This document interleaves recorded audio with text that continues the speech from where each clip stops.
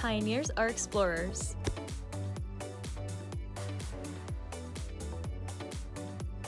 Pioneers are innovators. Pioneers are leaders. We are Marietta College. We are pioneers. Find out how you can become a PIO at www.marietta.edu.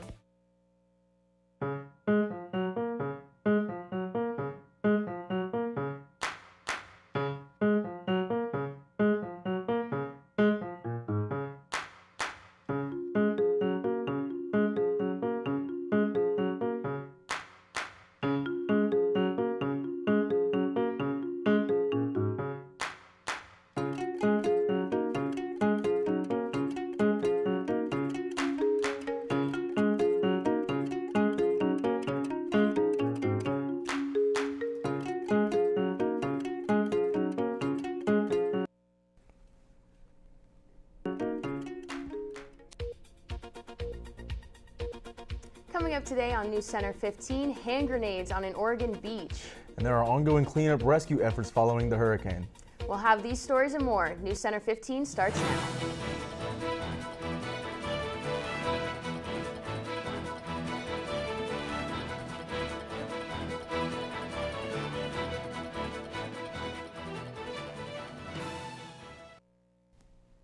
Good afternoon and welcome to Monday's edition of NewsCenter 15. I'm Marissa. And I'm Hunter Withrow.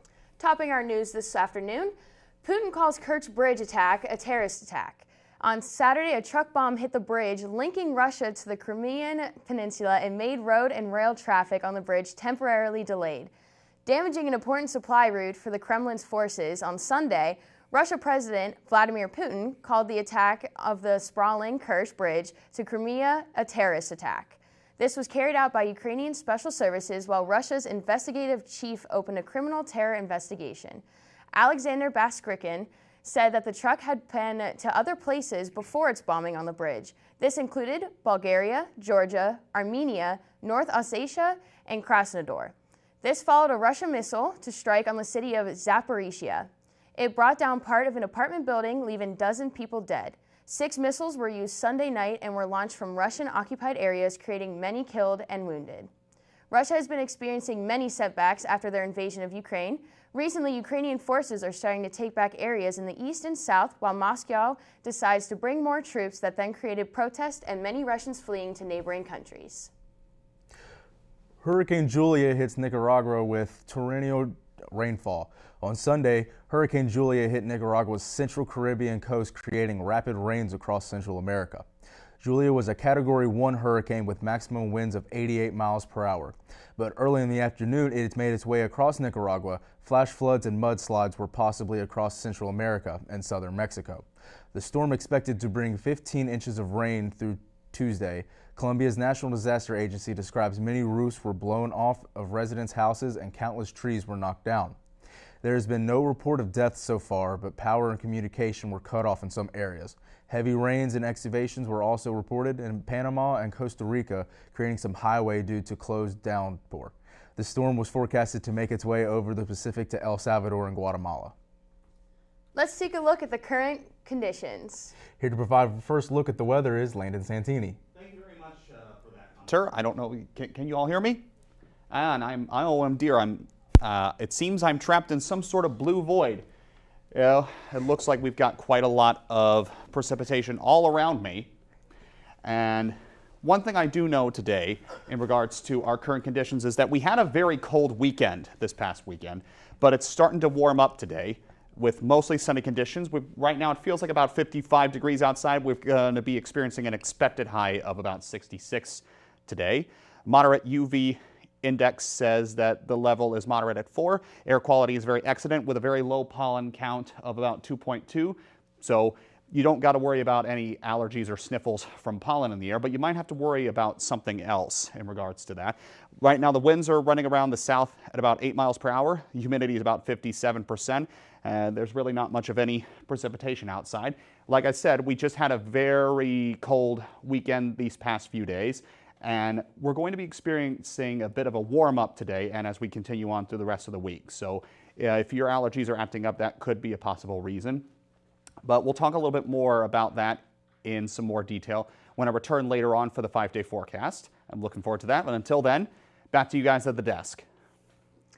Northeastern's law school sent out 4,000 acceptance letters by mistake. More than 4,000 current and former law school applicants received the exciting news that they had been accepted to Northeastern University's law school last week. There was just one problem. The acceptance letters were sent by mistake, according to the university. The School of Law reached out explaining the issue individually to each student. Decisions for upcoming academic year have not been finalized, and the staff and faculty are taking action steps to make sure this does not happen again.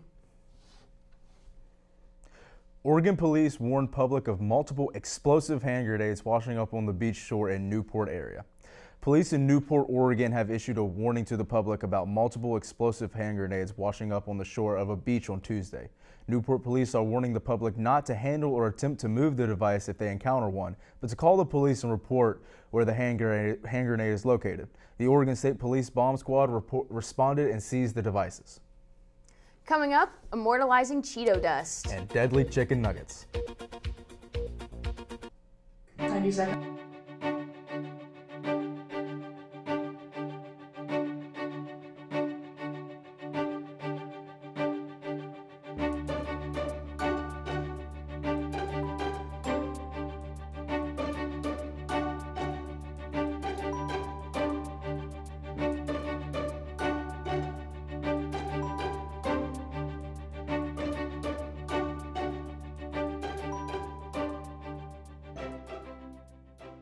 Hey, this is Kevin Love from the Cleveland Cavaliers. Right now, many of us feel anxious. Mindfulness can help you ease those feelings. My nonprofit is partnering with Headspace to offer free content to help you stress less. Head to kevinlovefund.org/headspace. Here's to the straggly ones, the first ones. But hey, I look good with this ones. The black, brown, red, and gray ones. The itchy ones. The ones grown by Dad. The ones grown for Dad. The I nearly didn't do it this year ones, and the absolutely filthy ones. They all raise awareness, raise funds, start conversations, and save lives. Because whatever you grow will save a bro. Learn more at Movember.com.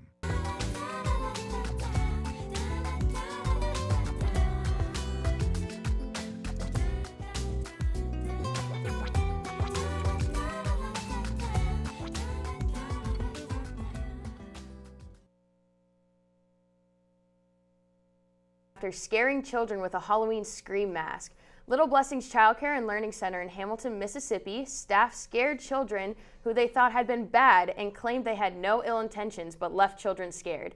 After she left the room and took the mask off, she came out and claimed she got the monster and it was not coming back after she knew she made a mistake as the children hugged her and cried. Elementary school boy in Oklahoma is served with a hero award after saving classmates from choking on a chicken nugget at lunch. Garrett Brown performed the Heimlich maneuver after he noticed Cashton York, a third grader, going into distress. Brown's parents taught him how to do it when he was little in case of an emergency such as this one. Lakeview staff are now planning a basic kid-friendly course for kids to take at the school. What do Prince Harry, Elton John, and Elizabeth Hurley have in common? Yes, they're all British, and they're also among a group of celebrities suing the Daily Mail publishers for what they're calling aberrant criminal activity. They say Associate Newspapers, which publishes the Daily Mail and a number of other outlets, got information on them illegally. They've accused the publisher of hiring private investigators to plant listening devices in homes and cars, recording private calls, paying off corrupt police officials to get inside information, impersonating people to get medical records, and even hacking into bank accounts and financial transactions. The celebrities say they've, quote, banded together to uncover the truth and to hold the journalists responsible fully accountable, many of whom still hold senior positions of authority and power today. The bright orange sticky residue that Cheetos leave on your fingertips has now been immortalized with a giant 17-foot statue of a hand holding a massive Cheeto. The Cheetos brand erected the statue in the Cheadle community of Alberta, Canada. Why there? Well, because Cheadle has actually is actually what the Cheetos company calls its infamous cheesy fingertip dusting. The unique art piece will only be in Cheeto until November 4th. After that, it will embark on a Canadian tour to celebrate its cheesy goodness with other Cheeto fans.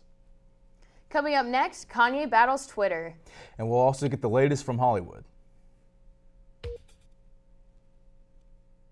And as the weather once again warms up throughout the week in the Mid-Ohio Valley, we celebrate a controversial yet still special day today. Find out more when I return for the extended weather forecast. Stay tuned. 90 seconds. Unless we talk over.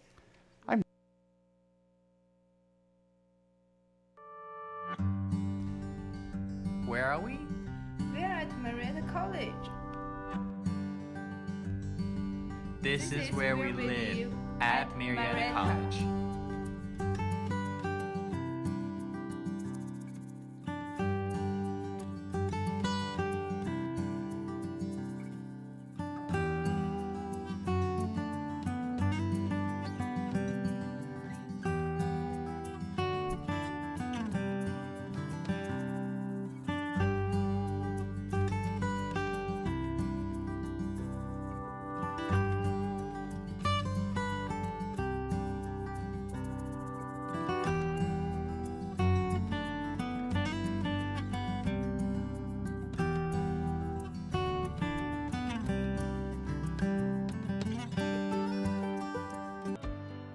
When kids need medical care, they face life-changing experiences. They miss out on the things that make being a kid fun. Starlight Children's Foundation programs entertain and inspire hospitalized kids. Learn more at starlight.org. Marietta, a place some people call home. A place of athletes. A place of discovery. A place for the future. Your plan. Your future. Go Pios.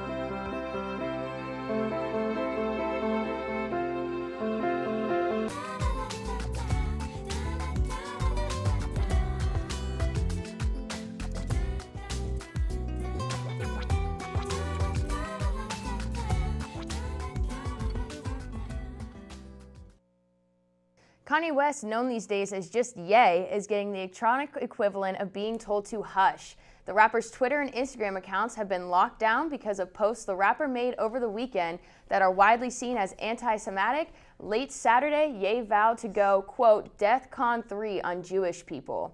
It's an apparent reference to the military readiness status known as DEFCON. In another post, Ye seems to address Jews directly saying, quote, you guys have toyed with me and tried to blackball anyone who ever opposes your agenda. Both posts were deleted. Alexander Lukashenko gave Putin a tractor for his birthday. The leader of Belarus has given Russian President Vladimir Putin an unusual gift for his birthday, one that no doubt will remind him where he got it from. Lukashenko gave Putin a gift certificate for a new tractor. Tractors have been a source of pride for Belarus since Soviet Union times, and Lukashenko says the model he gifted Putin is similar to the one he has at home. No word on how Putin feels about the gift. It was announced by the Belarus government. Federal prosecutors are recommending a prison sentence of approximately 4 years for a Pennsylvania man who pleaded guilty to assaulting an Associated Press photographer and using a stun gun against police officers during a mob's attack on the U.S. Capitol. U.S. District Judge Randolph Moss is to sentence Alan Byerly October 21st for his attack on AP photographer John Minchillo and on police during the January 6, 2021 riot. Sentencing guidelines recommend a prison term ranging from 37 to 46 months. Prosecutors want a sentence of at least 46 months in prison, followed by 3 years of supervised release. Byerly's attorney has until Friday to submit a sentencing recommendation. Movie news now, next year and the following year. Here's Evie Gravelin with today's Hollywood Minute.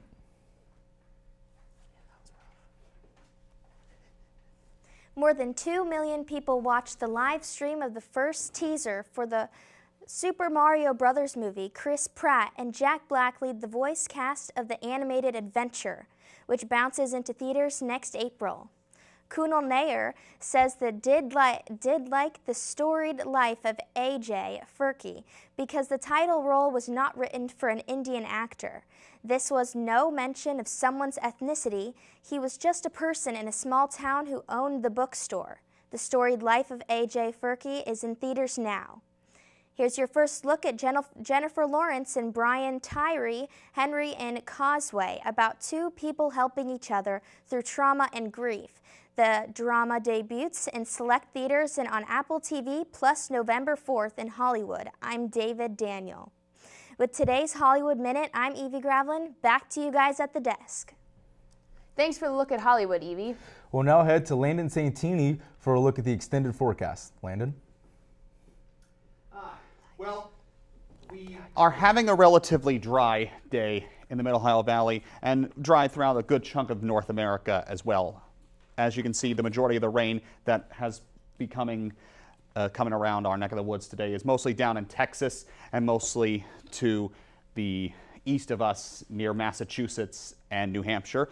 And as you can see right here in the Mid-Ohio Valley, where we all call home, is, well, it's relatively calm today, and that's a good thing because today is considered to be a national holiday. Today is the day that most of the day celebrates Columbus Day, and it's going to be a relatively warm day and rest of the week. We're going into Tuesday tomorrow will be a high of 69 and relatively sunny conditions, and the highest temperatures, the warmest day of the week will be on Wednesday with an expected high of 71 with a chance of showers later on in that day, and that will cause a slight cool down when we get to Thursday with an expected high of 61 with some much stronger rain showers. But then as we start climbing towards the beginning of the weekend, the temperatures will start cooling down again, partially thanks to that rain, with mostly sunny conditions and expected high of 59 before starting to climb again with some more sunny conditions, expected high of 63. As I had just said a few moments ago, most of the nation is celebrating Columbus Day today. So unless you're a student here at Marietta College like the rest of us, perhaps you have a holiday from school today. Much like the ever-changing weather patterns, the learning never stops here at Marietta College. Whether you see Columbus Day as a day where our country was first discovered, or if you see it as the day that the indigenous people were just got their homes stolen, it's an important day for this country. We'll talk a little bit more about that later on at the end of the program, but until then, back to you guys at the desk. Thanks, Landon.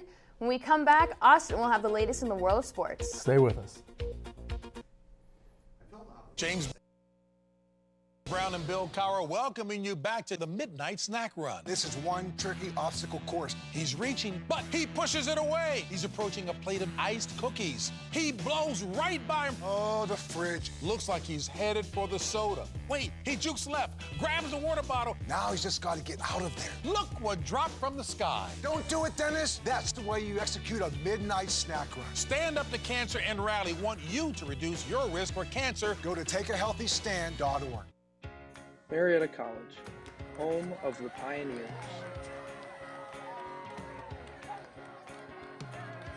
A small town on the Ohio River with a tight-knit community and tons of opportunity.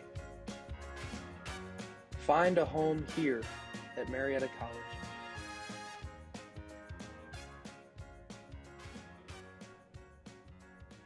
Bring forth a pioneer.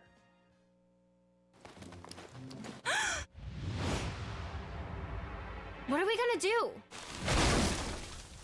Ta-da! All right. Come on, every pony. Woo!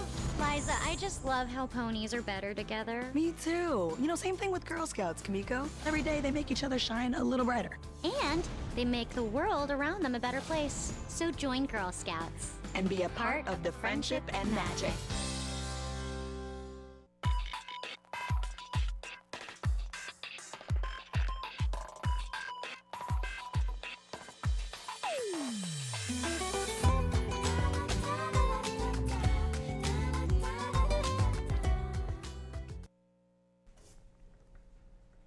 And now we're back with Austin for a look at sports. Tell us what's been happening, Austin. I'll give you the rundown now.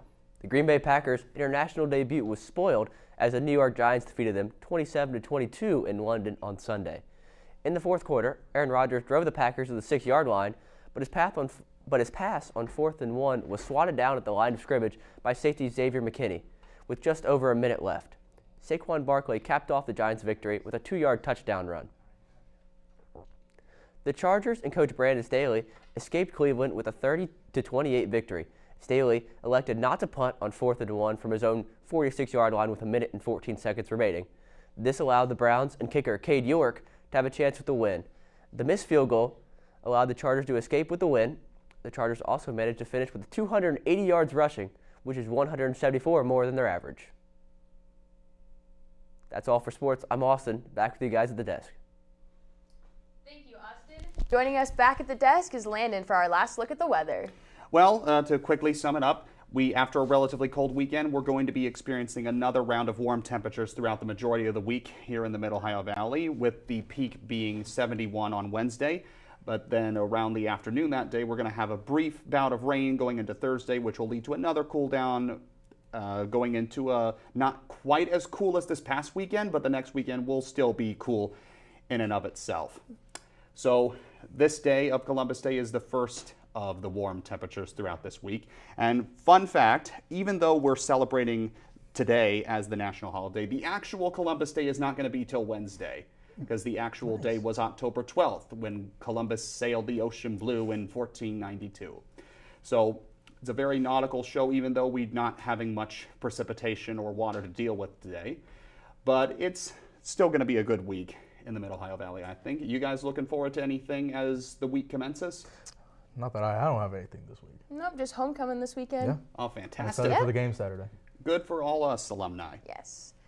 And that's it for today's broadcast. Thank you for watching. We hope you'll join us Tuesdays and Thursdays at noon 30 and 6:30 for WCMO NewsCenter 15, Marietta College Broadcasting. See you next time.